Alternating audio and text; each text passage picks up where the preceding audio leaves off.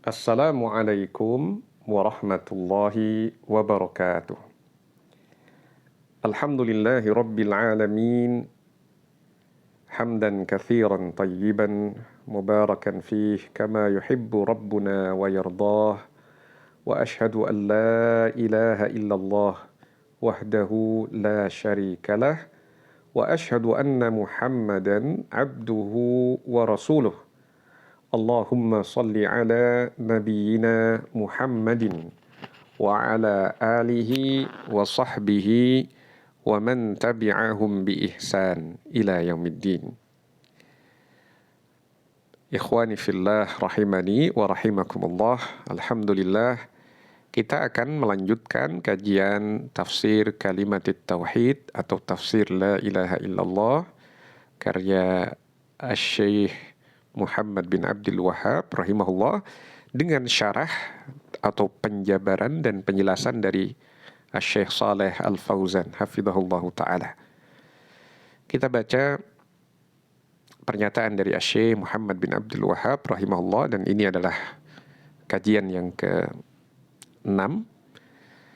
Beliau Al-Imam Muhammad bin Abdul Wahhab rahimahullah menyatakan, kama qala an-nabiy sallallahu alaihi wasallam, sebagaimana Nabi sallallahu alaihi wasallam bersabda, man qala la ilaha illallah mukhlishan, barang siapa yang mengucapkan la ilaha illallah dengan ikhlas, berarti ada syarat harus ikhlas.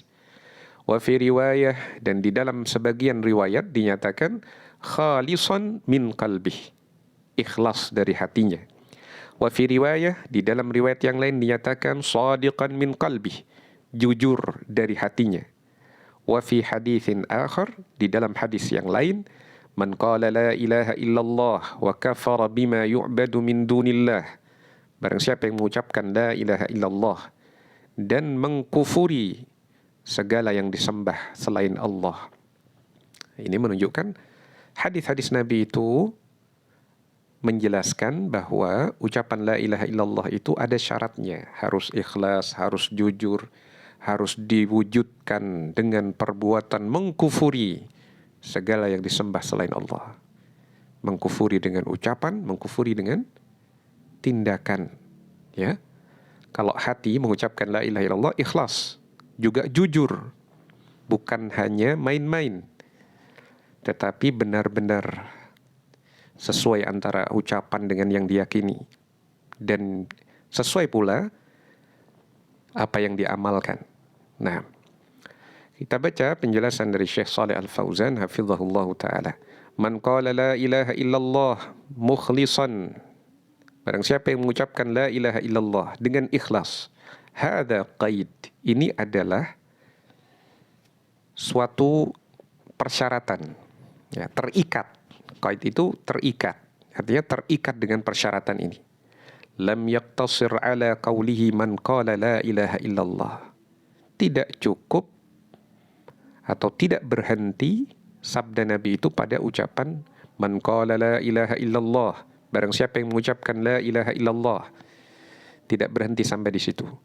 Bal qala mukhlishan min qalbih, bahkan beliau juga menyatakan dengan ikhlas dari hatinya, dengan ikhlas dari hatinya. La yakfi annahu yaqulu la ilaha illallah, tidak cukup bahwasanya orang itu mengucapkan la ilaha illallah hatta yakuna dzalika khalisan min qalbih, sampai yang demikian itu ikhlas dari hatinya. Li'alla yakuna minal munafiqin, agar jangan sampai dia termasuk orang-orang munafik, alladzina yaqulunaha bi alsinatihim, yang mereka mengucapkan dengan lisan-lisan mereka, walakin la yaqulunaha bi qulubihim, tetapi tidak mengucapkannya dengan hati mereka. Wa man qala la ilaha illallah wa kafara bima ubida min dunillah, demikian juga hadis, barang siapa yang mengucapkan la ilaha illallah dan mengkufuri segala yang disembah selain Allah, hadza qaidun azim, ini adalah persyaratan yang agung, ada ikatan persyaratan yang agung. Wa huwa qauluhu, yaitu sabda beliau, wa kafara bima ubida min dunillah. Harus mengkufuri segala yang disembah selain Allah. Lianna katsiran yaquluna, karena banyak orang yang mengucapkan la ilaha illallah wa la yatrukuna ibadatal kubur, tapi mereka tidak meninggalkan peribadatan kepada kubur. Masih berdoa kepada penghuni kubur atau menjadikan penghuni kubur itu perantara dalam doanya. Wahai Syekh Fulan yang dikuburkan dalam kuburan ini, sampaikan permohonan saya kepada Allah. Itu menyembah kubur. Padahal dia mengucapkan la ilaha illallah. Berarti dia tidak mengkufuri segala peribadatan kepada selain Allah. Wa du'a al-amwat, tidak meninggalkan perbuatan berdoa kepada orang-orang mati. Wal istighatsata bihim, dan beristighatsah. Istighatsah itu permohonan untuk sesuatu yang darurat, genting, harus segera. Wa talabal hajati min ghairillah, dan meminta kebutuhan-kebutuhan kepada selain Allah. Untuk hal-hal yang hanya Allah saja yang mampu, dia minta kepada selain Allah. Nah, haula'i la tanfa'uhum la ilaha illallah. Orang-orang yang seperti ini tidaklah bermanfaat bagi mereka ucapan la ilaha illallah, karena tidak mengkufuri segala yang disembah selain Allah. Li'annahum lam yukaffiru bima, atau lam yakfuru bima yu'badu min dunillah, karena mereka tidak mengkufuri segala yang disembah selain Allah. Nah, kemudian Syekh Muhammad bin Abdul Wahhab rahimahullah menyatakan, ila ghairi dzalika minal ahadits ad-dallah ala jahalati aktsarin nasi bihadhihi syahadah. Demikian juga hadis-hadis lain yang menunjukkan kebodohan kebanyakan manusia terhadap persaksian ini. Ketidaktahuan mereka bahwa ada konsekuensi, ada syarat. Tidak hanya bersyahadat, sekedar ucap saja, tapi Anda harus ikhlas dalam hati, jujur, ucapan sama dengan perbuatan, sama dengan yang diyakini dalam hati, kandungan la ilaha illallah, dan mengkufuri segala yang disembah selain Allah Subhanahu wa ta'ala. Nah, jadi kata Syekh Muhammad bin Abdul Wahhab rahimahullah, kebanyakan manusia tidak mengetahui persaksian ini. Aktsarun nas yajhaluna hadhihi syahadah yahsabunaha mujarrad lafaz. Banyak atau kebanyakan manusia bodoh terhadap persaksian ini. Mereka mengira sekedar lafaz saja cukup. Yuqalu bil lisan, diucapkan dengan lisan. Wa katsirun minal ulama la yafhamuna ma'na la ilaha illallah. Dan banyak para ulama yang tidak paham makna la ilaha illallah. Wahum ulama fil fiqh, padahal mereka itu ahli dalam fikih. Kalau ditanya hukum thaharah, hukum salat, hukum zakat, pandai mereka. Tapi kurang perhatian. Ya, kadang tidak memahami, terseret dengan syubhat yang memalingkan dari makna la ilaha illallah yang sebenarnya. Ulama'u fil nahwi, kadang ada ulama ahli nahwu. Ulama'u fil hadis, kadang ada yang ahli dalam hadis. Tapi tidak paham, karena hanya ikut-ikutan saja. Nah, walakin aktsaruhum laisa lahu inayatun bit tauhid. Namun kebanyakan mereka tidak punya perhatian terhadap tauhid. Nah, jadi ada yang ahli di bidang-bidang tertentu. Bidang fikih, nahwu, hadis. Hadisnya hanya sekedar dia mungkin kuliah di jurusan hadis. Kuliah di jurusan hadis. Tetapi tidak memahami metode dan jalan ulama ahlul hadis. Kalau dia paham metode ulama ahlul hadis, mengikuti ulama ahlul hadis dalam berakidah, itu insya Allah tidak akan salah jalan. Karena kelompok yang benar itu adalah yang Ta'ifah al-Mansurah itu ahlul hadis. Artinya yang benar-benar perhatian dengan hadis. Tidak semua hadis dia terima. Tapi tentu dengan kaidah-kaidah ilmiah. Ya. Kemudian dia mengamalkan hadis itu. Nah, jadi kadang yang sekedar belajar kuliah ilmu hadis tapi tidak paham dengan makna la ilaha illallah. Tapi kalau dia benar-benar mengikuti petunjuk para ulama hadis, maka dia insya Allah akan berada dalam akidah yang benar. Walakin aktsaruhum laisa lahu inayatun bit-tauhid. Walakin aktsaruhum laisa lahu inayah bit-tauhid. Tetapi kebanyakan mereka tidak punya inayah, tidak punya perhatian terhadap tauhid. Au yata'allamu aqidatal asy'ariyah wa ulama al-kalam. Au yata'allamu aqidatal asy'ariyah wa ulama'il kalam. Atau mereka belajar akidah asy'ariyah dan ulama filsafat. Nah, allati taktasir ala tauhidir rububiyah, yang hanya membatasi pada tauhid rububiyah. Begitu mendalam pengkajiannya tapi berkutat hanya pada tauhid rububiyah saja. Harusnya lengkap juga mengkaji tauhid uluhiyah, juga mengkaji tauhid asma wa sifat secara benar, mengikuti metode ulama salaf dalam hal itu. Seharusnya demikian. Wa yaqulun, dan mereka yang hanya mencukupkan dengan tauhid rububiyah karena mengikuti akidah asy'ariyah dan ulama al-kalam, mereka mengucapkan la ilaha illallah wa yufassirunaha la khaliqa illallah. Mereka mengucapkan la ilaha illallah dan menafsirkan makna la ilaha illallah itu adalah tidak ada sang pencipta kecuali Allah. La yaqdiru 'ala al-ikhtira'i illallah. Tidak ada yang mampu mencipta, mewujudkan sesuatu yang dari tidak ada menjadi ada kecuali Allah. Hada tafsiruhum laha. Ini tafsiran mereka. Fahum la yata'addawna tauhid ar-rububiyah. Fahum la yata'addawna tauhid ar-rububiyah. Mereka tidak melampaui tauhid rububiyah. Pembahasannya hanya pada tauhid rububiyah saja. Wa yufassiruna la ilaha illallah bima la yazidu an tauhidir rububiyah. Mereka menafsirkan la ilaha illallah dengan penafsiran yang tidak lebih dari tauhid rububiyah.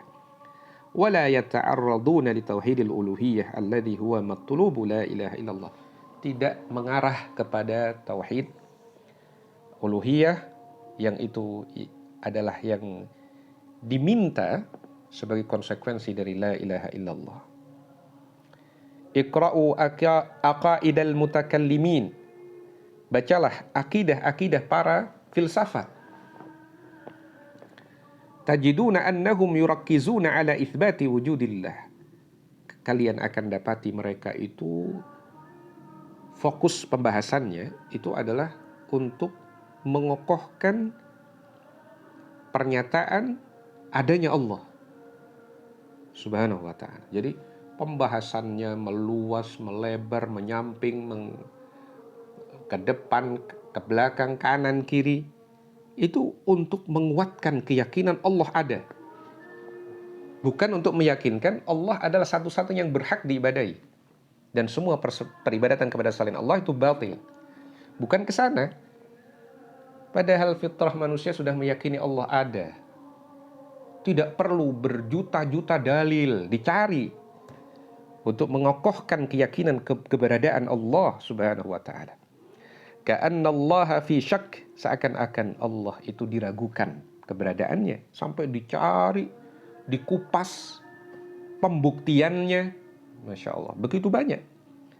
Wal i'tiraf bi annahu huwal khaliqur raziq al-muhyi al-mumit, dan sekedar meyakini bahwa dialah Allah sang pencipta, pemberi rizki, yang mematikan, yang al-muhyi yang menghidupkan, al-mumit yang mematikan, ila akhirih, dan seterusnya.